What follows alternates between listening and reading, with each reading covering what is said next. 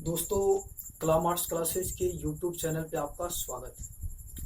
ये मेरा पहला वीडियो है, जरा ध्यान से देखिएगा। आज जो हम लोग इस वीडियो में चर्चा करने जा रहे हैं वह 12वीं के जो 100 मार्क्स की जो हिंदी की पाठ्य पुस्तक है, या बिहार बोर्ड में वह साइंस के लिए, कॉमर्स के लिए, आर्ट्स के लिए। आप जानते हैं कि जनरली तीनों का हिंदी एक ही है और तीनों को एक ही हिंदी किताब पढ़ना है। बच्चे बार बार हमसे पूछते हैं, सर सिलेबस बदला दीजिए हिंदी का।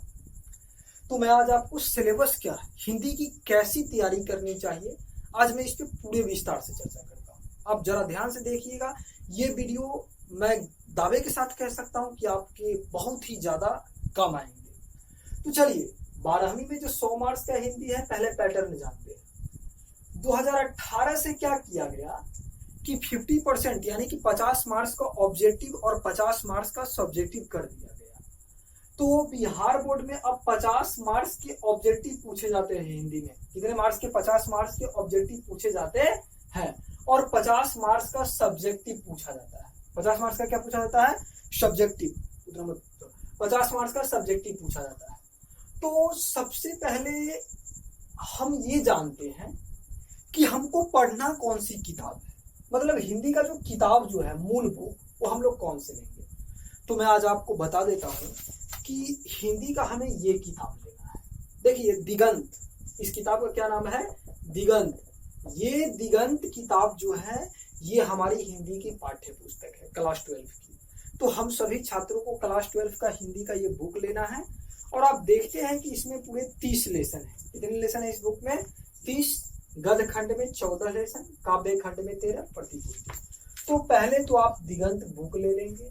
फिर बुक के अलावा एक हिंदी का व्याकरण आप लेंगे। अपने साथ क्या रखेंगे? हिंदी का व्याकरण। व्याकरण में आप लुसेंट का व्याकरण अपने साथ रख सकते हैं, व्याकरण। अब व्याकरण पर से क्वेश्चन बैंक आप अपने साथ एक क्वेश्चन बैंक रखेंगे। देखो छात्र, मैं बार बार ये बोलता हूँ कि क्वेश्चन बैंक रखना क्यों जरूरी है। अगर तुम विगत वर्षों, तुम पिछले वर्षों के अगर प्रश्न को देखोगे तो कहां से देखोगे? क्वेश्चन बैंक से देखोगे। तो क्वेश्चन बैंक, ये 3 चीज हमको लेना जरूरी है। सबसे पहले हम किताब खरीदेंगे, फिर किताब के अलावा एक हिंदी व्याकरण की किताब लेंगे लुसेंट की, और एक क्वेश्चन बैंक अपने साथ रखेंगे। अब अगला है कि किताब और व्याकरण, कि किताब को कैसे पढ़ना और व्याकरण को कैसे पढ़ना।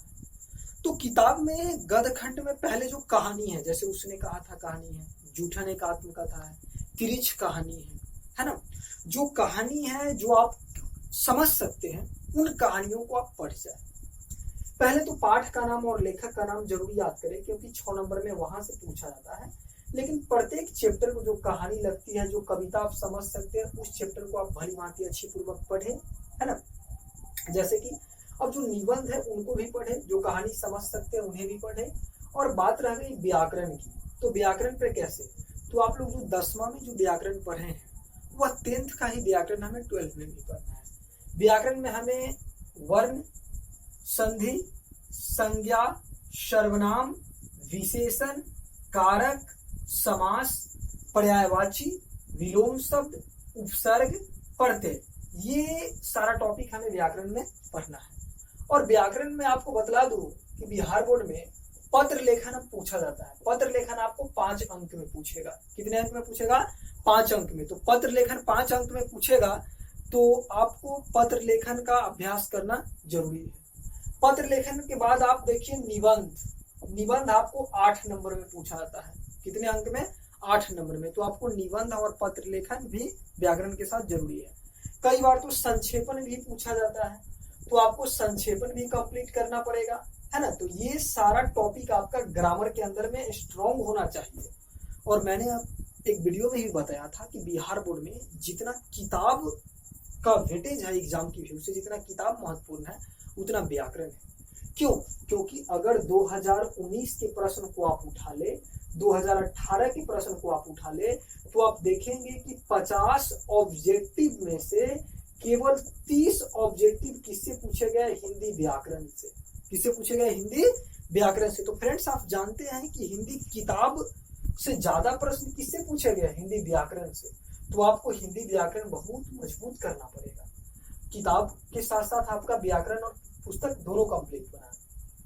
अब चौथा पॉइंट है कि नोट्स बनाएं प्रत्येक चैप्टर का। अगर आप किसी राइटर के बारे में, लेखक के बारे में पढ़ते हैं, जैसे कि हमारा पहला लेसन है बातचीत, निबंध है बालकृष्ण भट्ट का, तो पहले आप लेखक का जन्म, मृत्यु, उनकी रचनाएं, उनकी जो रचनाएं हैं उस सब के बारे में नोट्स बनाएं। पहले लेखक के बारे में संक्षिप्त परिचय लिख लिए, किस युग के लेखक हैं, फिर इस चैप्टर को पढ़ के जो आपको लगता है समरी टाइप ऑफ नोट्स बनाएं, और अंत में आप इन प्रश्नों को, जो प्रत्येक लेसन में जो प्रश्न दिए गए हैं, इन प्रश्नों को हल करने की कोशिश करें, है ना।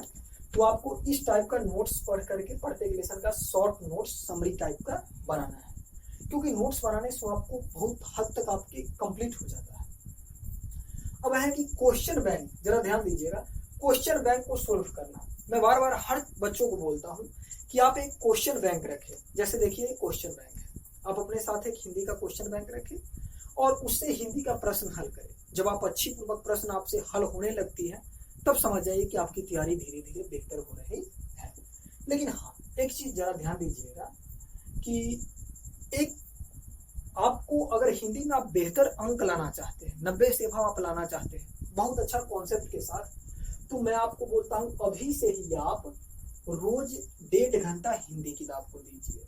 आप 1.5 घंटा के करीब हिंदी किताब पढ़े, आप 45 मिनट बुक पढ़े और 40 से 45 मिनट आप व्याकरण में भी टाइम दे सकते हैं। तो 40 से 45 मिनट आप व्याकरण में भी टाइम दें और 40-45 मिनट आप किताब यानी कि मूल पुस्तक पढ़ें। तो दोस्तों ये जरूरी नहीं है, जब आप रेगुलर लगातार मेहनत करेंगे तो ही आपका सिलेबस अच्छा हो पाएगा। कॉन्सेप्ट के साथ सीखना है तो एक कहावत आपने सुना होगा, प्रैक्टिस मेक्स परफेक्ट। अगर व्यक्ति निरंतर प्रयास करे, लगातार प्रयास करे, तो व्यक्ति लगातार प्रयास करते करते उस चीज में निपुण हो जाता है। सुनावत आपने एक कहावत सुना होगा, करत करत अभ्यास की जरमती हो सुजान, है ना। रसली आवत जात सील पर परत निशान, यानी कि लगातार अभ्यास करने से तो पत्थर पर भी निशान पड़ जाता है। तो खैर हम लोग तो छात्र हैं, तो इस माध्यम से आपको तैयारी करनी है। पहले मैंने बताया कि एक दिगंत बुक लेंगे, एक हिंदी का व्याकरण किताब लेंगे लूसेंट का, एक क्वेश्चन बैंक को लेंगे, चैप्टर को, प्रत्येक चैप्टर को पढ़ेंगे, उसका एक शॉर्ट समरी नोट्स बनाएंगे, व्याकरण को पढ़ करके जो व्याकरण का महत्वपूर्ण बिंदु है उसका भी नोट्स बनाएंगे, है ना। नोट्स प्रत्येक लेसन का बनाना है और क्वेश्चन बैंक से ज्यादा से ज्यादा जितना तक हद सके मतलब चैप्टर को सोल्व करना है। आपको ज्यादा दिक्कत आएगी पोयम पढ़ने में, कविता पढ़ने में, तो कविता पढ़ने में जो समस्याएं आएंगी उनको मैं दूर कर दूंगा। और आप मेरे चैनल को सब्सक्राइब कर दें, है ना। जहां तक लगेगी मैं ऐसे ही अब निरंतर हर चैप्टर का वीडियो लेकर के आया करूंगा। आप मेरे साथ जुड़ के पढ़ते रहे। जी थैंक यू।